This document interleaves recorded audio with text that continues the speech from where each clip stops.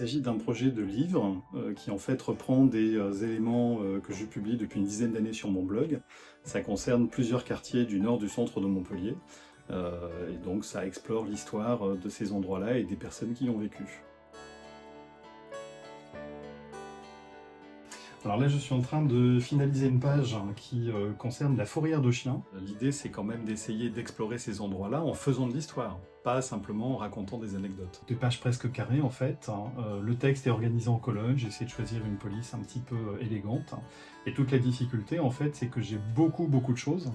Et j'essaye à chaque fois quand même de rester synthétique et puis à hauteur d'un public et pas forcément professionnel de l'histoire. Comme c'est un quartier qui a été beaucoup marqué notamment par le religieux et par le politique, ça permet de faire des liens entre hier et aujourd'hui et de voir des lieux se transformer. Et c'est assez drôle de voir qu'un ancien petit séminaire qui était là pour faire de futurs prêtres est devenu maintenant une école, un établissement public par exemple, ou de retrouver un ancien couvent qui est devenu le lieu d'une synagogue et d'une radio associative juive. Donc j'ai trouvé une carte postale qui est assez rare. J'ai passé un certain temps à la restaurer parce qu'elle était pleine de taches, donc j'ai fait pas mal de retouches dessus.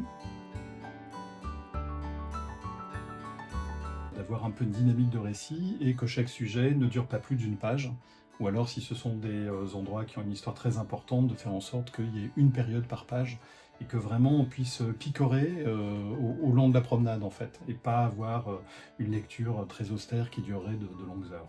Essayer de proposer des itinéraires de promenade dans plusieurs quartiers de Montpellier que je rapporte moi depuis de très nombreuses années.